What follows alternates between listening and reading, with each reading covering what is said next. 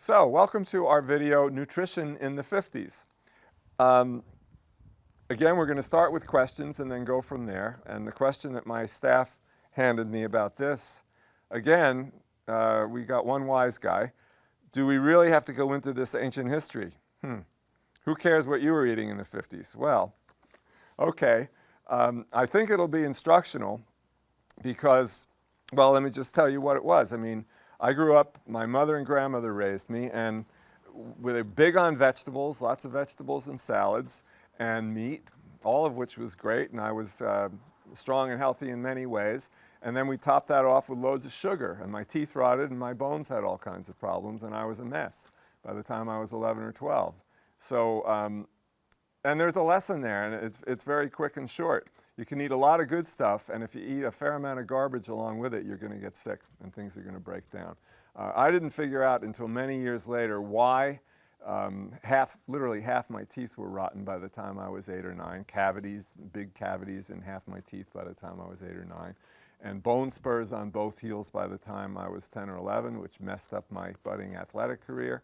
And it was all nutrition. Now, granted, there wasn't the awareness in the 50s about nutrition, and it was harder to find out how devastating sugar was in particular. But one thing that you can do today to start on your path to health is eliminate all of the sugar and sweets in your diet. That's lesson number 1 from the 50s. So I'll close and open it to any questions that my staff might have about the 50s.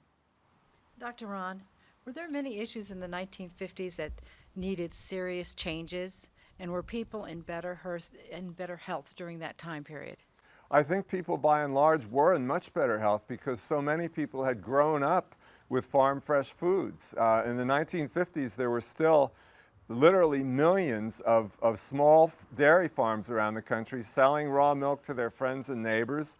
People had grown up with whole foods, with farm fresh foods, and they really were much healthier. It was easier for people to recover from problems when they did get sick, but yet there were many problems that required help. As you know, the cancer and heart disease epidemic was in full swing by the 1950s, and as it's in full swing now. But there was this basis of strength in the generation that had grown up in the 20s and 30s and 40s and 19-teens even, in the 50s, that we don't have today. People today are in much greater trouble because so many of them grew up on garbage in the 70s, 80s, 90s. Any other questions about that? Did your mother and grandmother know about Adele Davis and Carlton Fredericks and the value of whole foods? Not really. Carlton Fredericks and Adele Davis were popular, fringe popular in the 50s, and my family wasn't exactly progressive or fringe.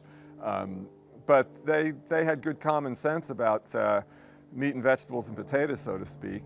But Adele Davis and Carlton Fredericks, who are kind of the real pioneers of popular nutrition in the 50s, didn't become really more popular until the 1960s.